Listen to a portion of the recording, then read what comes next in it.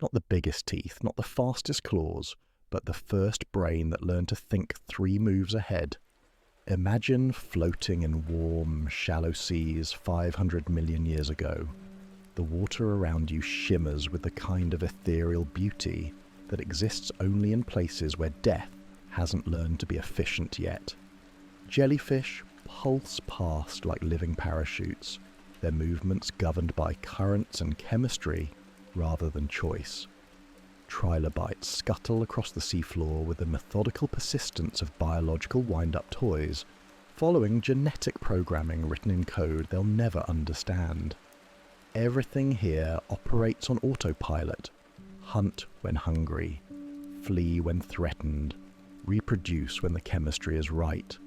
The ocean runs on instinct, reflex, and the kind of biological machinery that executes commands without asking questions. Then something changes and a shadow passes overhead, moving with purpose that feels different from everything else in these ancient waters. Something that suggests calculation, strategy. The shadow pauses, circles back, approaches from a different angle. For the first time in Earth's history, a predator has stopped to think. You're witnessing the moment hunting became more than hunger. The instant when a creature's brain grew sophisticated enough to process not just "I want food," but "I want that specific food, and I know how to get it." This is the birth of intelligence as a weapon. The creature casting that shadow is Anomalocaris canadensis, whose scientific name translates roughly to Canadian abnormal shrimp. Even paleontologists 500 million years later would give up trying to make sense of it. 6 feet long with grasping arms that end in spiny appendages, it looks like evolution's first attempt at designing something that could think its way to dinner. Watch how it hunts. A cluster of small arthropods feeds on bacterial mats below, their movements predictable as clockwork. Any other predator would dive straight down, grab whatever it could reach, hope for the best. Anomalocaris does something unprecedented. It stops to analyze the situation. The grasping arms probe the water, testing currents. The massive compound eyes track individual prey animals, calculating their size, speed, energy content. The brain, barely larger than a grape but revolutionary in its capabilities, processes information that would be meaningless to every other creature in these seas. Which target offers the best return on energy investment? Then it strikes with surgical precision, targeting the largest, slowest prey animal with movements that suggest it understood the outcome before the hunt began. This would be the world's first documented case of a predator using cost-benefit analysis to choose its victims. For over 3 billion years, life had operated on simple principles. Bigger eats smaller, faster catches slower, stronger survives longer. Anomalocaris introduced a 4th variable that would eventually reshape every ecosystem on the planet. Smarter outthinks everything else. But this was just the beginning. The brain that learned to choose optimal prey would eventually learn to coordinate with other brains, to use tools to solve problems in real time, to develop social strategies that turned hunting from an individual activity into a group enterprise governed by rules more complex than the genetics that created them. The story of predatory intelligence is the story of evolution's most dangerous experiment. What happens when the universe's most efficient killers learn to think? The answer, as you'll discover, rewrote the rules of survival on this planet and eventually led to creatures sophisticated enough to study their own evolutionary history while sitting safely at the top of a food chain their ancestors built with pure cognitive firepower. Welcome to the evolutionary arms race that turned brains into the ultimate weapon. Population, every apex predator that ever lived. Survival strategy, think faster than your prey can react. Success rate, good enough to produce creatures that now debate philosophy while their ancient predatory instincts still scan every room for exits and evaluate every stranger as potential threat or prey. The first predator to hunt with a brain changed everything, and somewhere in the deepest circuits of your own neural architecture, those same hunting algorithms are still running, still calculating, still 3 moves ahead of whatever you think you're thinking about. We're moving forward 50 million years. As you crouch behind a cluster of ancient sea lilies on the Ordovician seafloor, the water around you carries whispers of something changing. The ocean feels different here, charged with an energy that makes your skin prickle. Something is learning to speak in languages that didn't exist before. The water tastes of copper and ancient chemistry.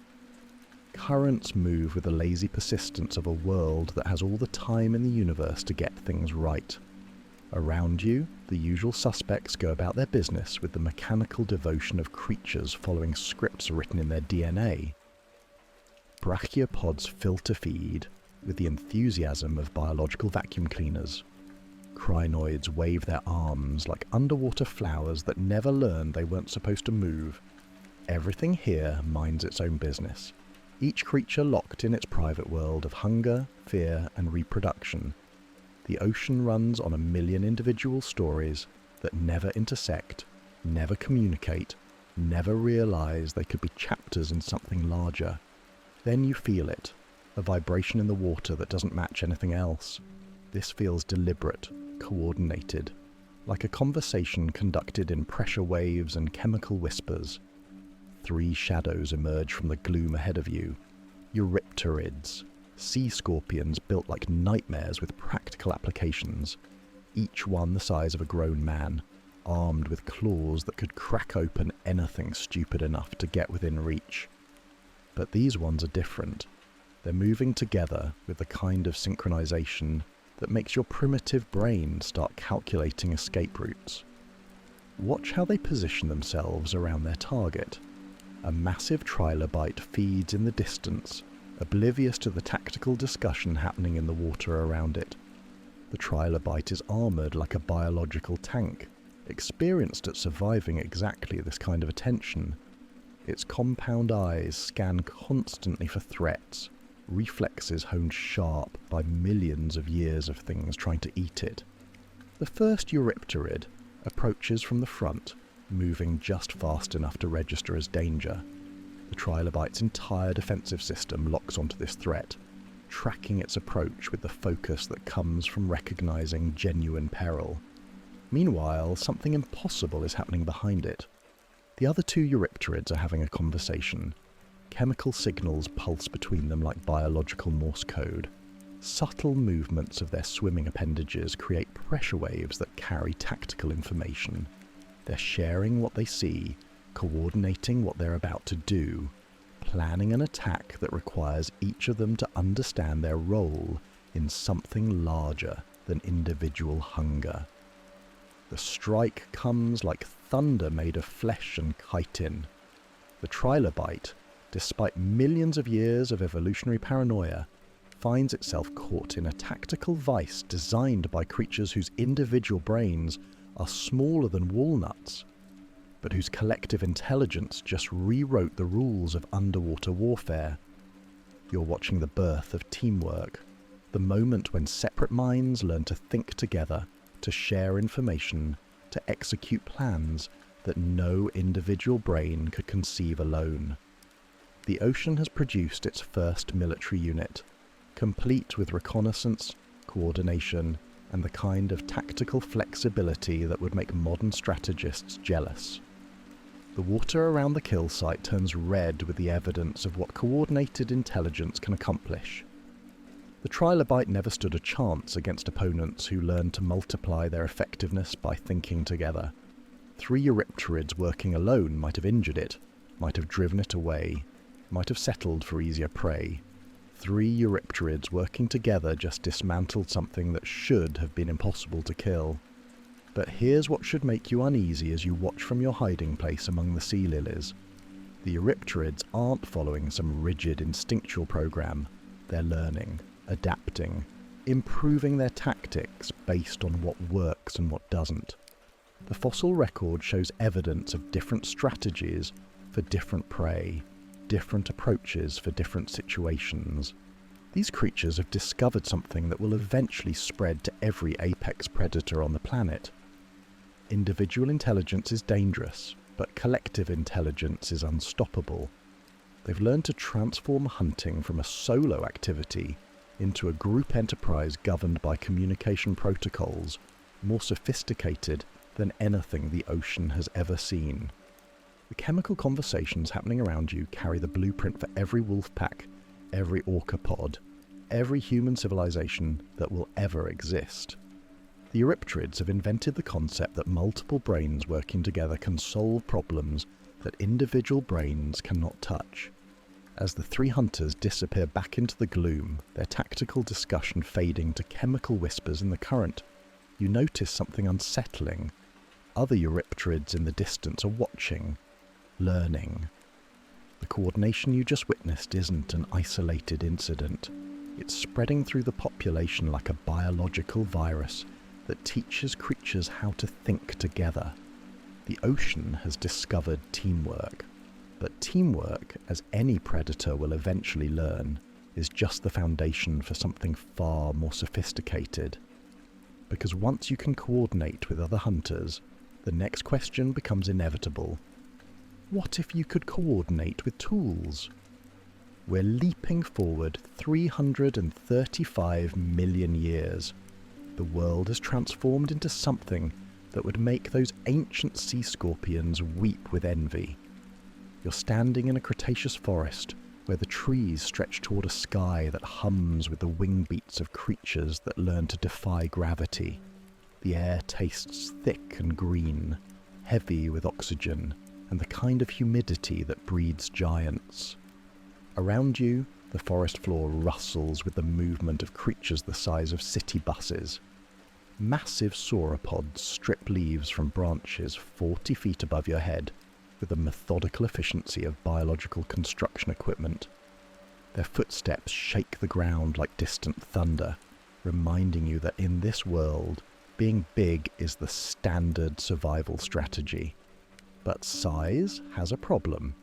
The bigger you get, the slower you move, the more food you need, the more obvious you become to anything looking for a meal. Evolution has been running this experiment for millions of years, and it always reaches the same conclusion. There's a limit to how much muscle and bone can solve. Something is moving through the underbrush ahead of you. Something small, fast. The sound carries an edge of calculation that makes the hair on your arms stand up. You're about to meet the first predator that understood a fundamental truth. Intelligence beats size when intelligence comes equipped with precision tools. A pack of Deinonychus emerges from the fern shadows like nightmares that learn to walk upright. Each one stands about human height, but carries itself with the fluid menace of a creature built specifically for killing things larger than itself. Their name means terrible claw, which represents the kind of honest scientific naming that comes from paleontologists who understood exactly what they were looking at. Watch the lead hunter as it approaches a young iguanodon feeding at the forest edge. The herbivore is 3 times larger, armoured with thick hide, and equipped with thumb spikes that could punch through steel plate. Any reasonable predator would look for easier prey. Deinonychus has evolved beyond reasonable. Each hind foot carries a sickle-shaped claw the length of a kitchen knife. But here's what makes your spine tingle. These aren't just claws. They're surgical instruments, precision tools designed by evolution and refined through millions of years of calculated killing. The Deinonychus brain contains enlarged regions dedicated entirely to motor planning, the kind of neural architecture that transforms body parts into weapon systems. The attack begins with strategic positioning. The pack spreads out, using the terrain to approach from multiple angles while maintaining visual contact with each other. They've learned something that would have confused those ancient Eurypterids. Coordination is powerful, but coordination with specialized tools is unstoppable. The first Deinonychus launches itself at the iguanodon's flank with a leap that defies physics. As it makes contact, The killing claw swings forward like a biological switchblade, driven by leg muscles that can generate forces measured in tons per square inch. The claw doesn't slash randomly. It targets specific anatomical landmarks with the precision of a surgeon who specialized in causing maximum damage. Watch how it uses its body weight. The Deinonychus calculates angle, velocity, and penetration depth, using its entire body as a delivery system for a tool that evolution spent millions of years perfecting. The claw slides between ribs with the kind of accuracy that requires understanding cause and effect at a level no previous predator had achieved. The other pack members coordinate their attacks to take advantage of the wounds created by their teammates' precision strikes. Each claw thrust is positioned to maximize blood loss, while minimizing the energy required to deliver it. They've learned to use their tools not just as weapons, but as components in a larger system of coordinated destruction. The iguanodon, despite its size advantage and defensive weaponry, finds itself systematically dismantled by opponents who understand leverage, anatomy, and the mechanical principles that govern how flesh separates from bone. The battle is over in minutes, decided not by brute strength but by intelligence applied through perfectly designed biological tools.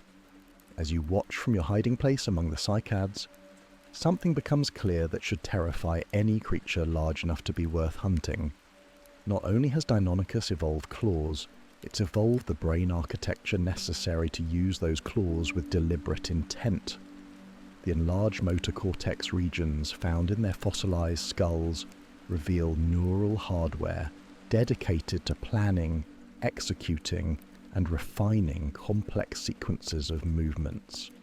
These predators can visualize outcomes before they happen. They can adjust their attacks in real time based on their prey's responses. They can learn from failed hunts and modify their techniques accordingly. The forest floor around their kill sites shows evidence of repeated experimentation, different approaches to the same tactical problem, innovation within the framework of tool-assisted predation. Within a few million years, multiple dinosaur lineages had developed their own versions of precision-killing tools. Raptors refined the sickle claw design to surgical perfection. Other predators evolved different tools, crushing jaws, piercing teeth, slashing hand claws, each optimized for specific types of prey and tactical situations. But the Deinonychus breakthrough represented something more fundamental than just better weapons. These creatures had learned to think about their anatomy as equipment that could be modified, improved, and used strategically. They discovered that intelligence could transform any body part into a tool, and any tool into a weapon system guided by conscious intent. The forest around you carries the chemical signature of this revolution. Scent markers left by predators who understand territory not just as feeding grounds, but as tactical environments where every tree, every clearing, every game trail becomes a component in hunting strategies too sophisticated for prey animals to predict or counter. Evolution had just armed intelligence with precision instruments. The age of the strategic killer had begun, and nothing that moved slowly enough to be caught would ever be safe again. 20 million years later, and the Cretaceous seas stretch endlessly around you, warm as bathwater and twice as dangerous. These aren't the primitive oceans where Eurypterids learn their first lessons in cooperation. Instead, it has transformed into a marine ecosystem that has spent millions of years perfecting the art of aquatic warfare.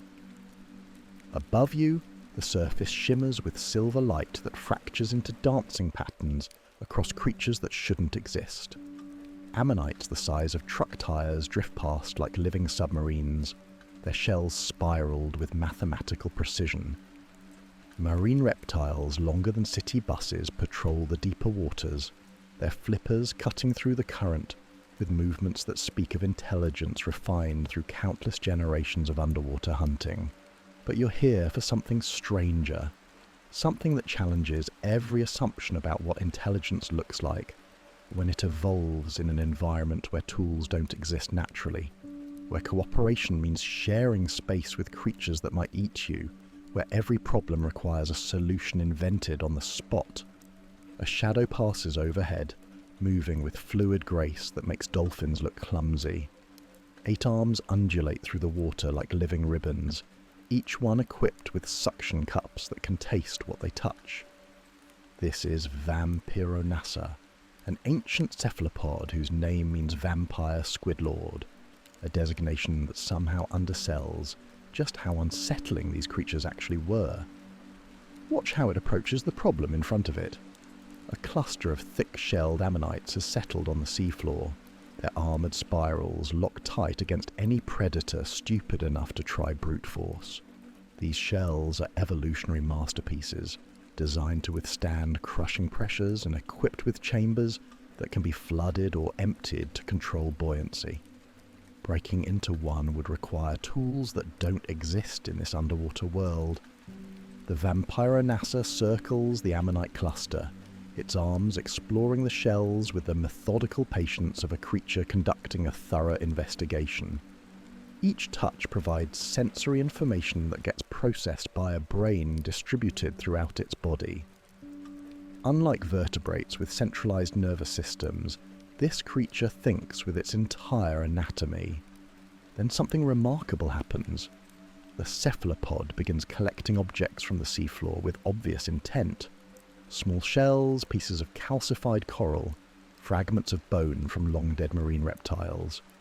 It arranges these items with movements that suggest planning, preparation for something more complex than simple feeding. The solution it devises would make human engineers pause in admiration. Using the collected shell fragments as wedges, the Vampironassa pries open gaps between the ammonite's shell plates, with leverage that transforms discarded debris into precision instruments. Each arm works independently yet in perfect coordination with the others, creating a multi-limbed assembly line of problem-solving that happens in real time. But here's where the display of intelligence becomes truly unsettling.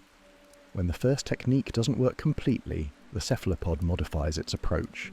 It repositions the wedges, adjusts the angles, tries different combinations of pressure and leverage. The creature is learning from immediate feedback, adapting its strategy based on what works and what doesn't. The ammonite's shell finally yields, opening like a biological safe that has just met a very sophisticated burglar. The Vampironassa feeds with the satisfied efficiency of a creature that knows it has just solved a problem that would have stumped most predators in these ancient seas. Around you, other cephalopods are watching, learning. Within hours, you see them attempting similar techniques on different prey species. The innovation spreads through the population like a biological meme, each individual adding their own modifications to the basic problem-solving framework. These creatures have developed something unprecedented in the history of predatory intelligence: flexible thinking, the ability to encounter novel situations and devise solutions that have never been tried before. Their distributed nervous systems can process multiple streams of sensory information simultaneously, while coordinating complex motor responses across 8 independent limbs.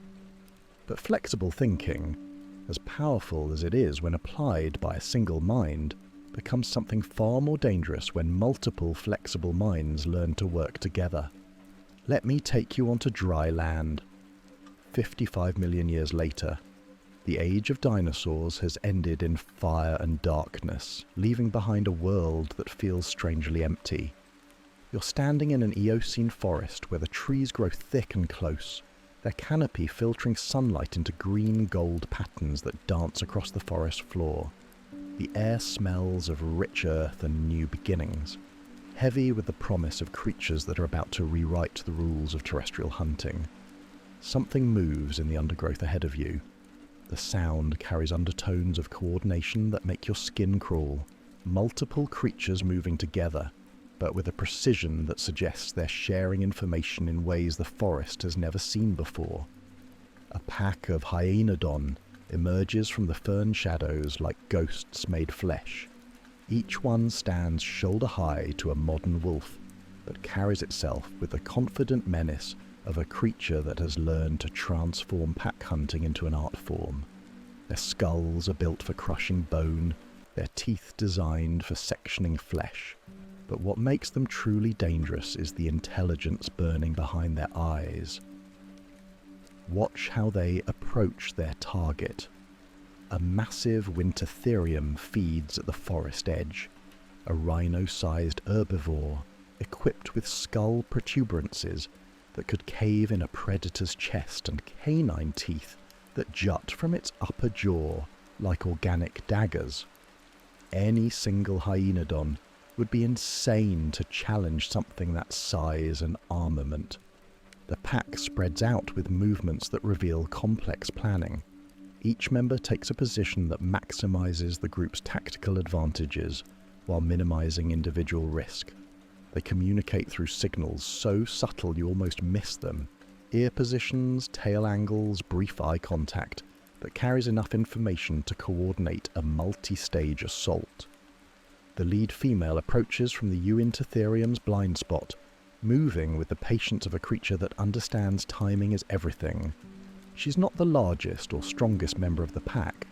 She possesses something more valuable, the cognitive architecture necessary to coordinate the actions of multiple independent hunters into a single devastating strategy. Behind her, the other pack members position themselves according to a plan that exists nowhere, except in their collective intelligence. One circles wide to cut off the most likely escape route. Two others move to flanking positions that will become attack vectors once the primary assault begins. The youngest pack member, barely adult-sized but already fluent in the language of coordinated violence, takes up a position that will allow it to learn by watching while staying clear of the initial chaos. The attack unfolds like a biological symphony conducted by creatures whose individual brains have learned to function as components in a larger tactical intelligence. The lead female creates a distraction that forces the Uintatherium to focus its defensive attention in one direction. The moment its massive head turns to track this threat, the flanking attackers launch their assault from angles the herbivore cannot defend simultaneously. Each hyaenodon knows its role without needing commands. The lead female maintains constant pressure from the front, using hit-and-run tactics that prevent their prey from mounting an effective counterattack. The flanking hunters target specific anatomical vulnerabilities, working in perfect coordination to maximize damage, while minimizing their exposure to those deadly skull protuberances. The youngest pack member watches every movement, absorbing tactical lessons that will shape its hunting strategies for the rest of its life. This is education in real time, with consequences measured in survival and reproductive success. Within minutes, the Uintatherium collapses under an assault it never could have defended against.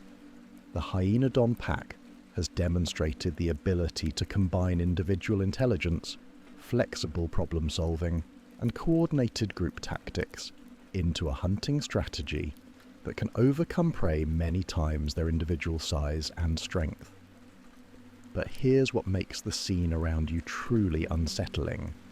As the pack begins feeding, other hyaenodon groups emerge from the surrounding forest to observe, to learn.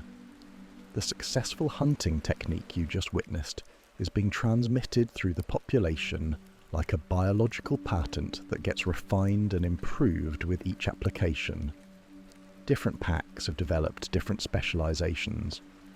Some focus on ambush tactics in dense vegetation, others have mastered pursuit hunting across open terrain. A few have learned to coordinate hunts that span multiple days, following herds across vast distances while maintaining tactical communication over ranges that would challenge modern military units. As the successful pack disappears back into the forest, their coordinated movements fading into the green shadows, you're left with the realization that intelligence has reached a new level of sophistication. individual problem solving combined with flexible tool use has evolved into something far more dangerous.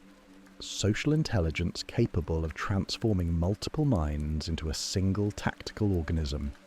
The age of the strategic collective had begun, and every creature large enough to be worth hunting would soon discover that being bigger and stronger no longer guaranteed survival when intelligence learned to multiply itself through cooperation. Fast forward to right now. You're standing at the edge of Monterey Bay on a morning when the Pacific stretches endlessly toward horizons that blur into grey mystery. The water below moves with currents that carry stories written in salt and time. Somewhere beneath the surface, creatures are hunting with every technique we've traced through deep history, using intelligence refined through hundreds of millions of years of evolutionary pressure. A pod of orcas appears in the distance, their black fins cutting through the swells with movements that speak of coordination perfected beyond anything those ancient Eurypterids could have imagined. 26 individuals moving as a single tactical unit, their echolocation calls creating a three-dimensional map of everything within miles of their position. Watch how they approach a grey whale calf swimming close to its mother. The adult whale is 60 feet of muscle and bone, equipped with flippers that could crush a small boat and a tail fluke powerful enough to launch a predator clear out of the water. Any reasonable hunter would look for easier prey. The orcas have evolved beyond reasonable. The pod spreads out in a pattern that reveals planning several steps ahead of the current moment. Some members position themselves to cut off escape routes toward deeper water. Others move to separate the calf from its mother's protection. A few hang back, ready to capitalize on opportunities that haven't developed yet but will. Each whale knows its role without needing to discuss strategy. Decades of hunting together have transformed individual intelligence into collective expertise that operates through communication channels, more sophisticated than any human military unit. Clicks, whistles, and body language carry tactical information across distances that span miles. The lead matriarch approaches the grey whale mother with movements calculated to trigger specific defensive responses, manipulating behavior, using her understanding of prey psychology to force the larger whale into positions that benefit the orca hunting strategy. This is predation elevated to the level of behavioral engineering. Behind the primary action, younger orcas watch every maneuver with the focused attention of students attending a masterclass in applied violence. They're learning techniques that will shape their hunting careers for the next 50 years, absorbing lessons that combine individual skill, tool use, problem-solving flexibility, and social coordination into an integrated system of predatory excellence. The grey whale mother tries to shield her calf, using her massive body as a barrier between her offspring and the circling predators. But the orcas have anticipated this response. Their positioning forces her into a defensive formation that actually makes both whales more vulnerable to coordinated attack from multiple angles. When the strike comes, it demonstrates every cognitive breakthrough we've followed through evolutionary history. The hunt concludes with efficiency that would have impressed those first intelligent predators in Cambrian seas. The orcas share their kill according to social protocols that ensure every pod member receives compensation proportional to their contribution to the group effort. Even in feeding, intelligence governs behavior through rules more complex than simple hunger. Around you, other examples of convergent intelligence play out across the modern world. Wolf packs coordinate hunts that span multiple days across territories larger than some countries. Dolphins use coordinated bubble net feeding to trap schools of fish in temporary prisons made of air and water. Chimpanzees manufacture tools designed for specific hunting tasks, then teach those techniques to offspring who will refine them further. Each species has independently discovered the same fundamental truth. Intelligence is the ultimate predatory advantage, when combined with the tool's flexibility and social coordination necessary to apply it effectively.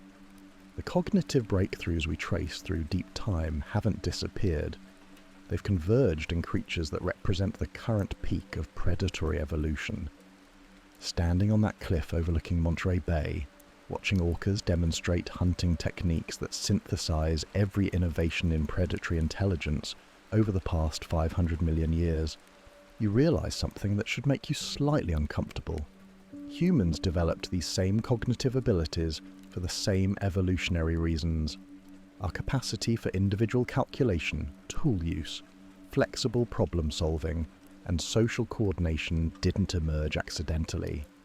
These are predatory innovations, refined through millions of years of hunting pressure, currently being applied to challenges our ancestors never could have imagined.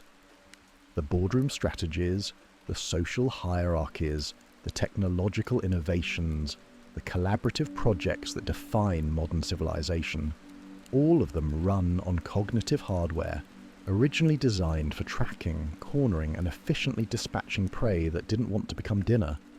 We are the ultimate convergence of predatory intelligence, and every day, in ways both subtle and obvious, we continue to hunt. But now, as the fog rolls in from the Pacific and the orcas disappear into the grey distance, let your mind drift back through those deep currents of time, back to ancient seas, where the first predators learned to think, to coordinate, to solve problems with tools their bodies had become, back to forests where intelligence armed itself with precision and social strategy.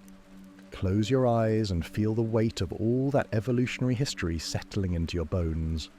500 million years of predatory innovation flowing through neural pathways that still carry the whispers of those first calculated strikes, those first coordinated hunts, those first moments when hunger learned to think 3 moves ahead. Let the sound of waves against the rocks below carry you into dreams where shadows move with purpose through waters that taste of copper and time, where intelligence and instinct dance together in the depths, and every sleeping breath connects you to the long story of minds that learned to hunt and hunt to learn, and finally learn to dream. Sleep well, apex predator. Your ancestors would be proud.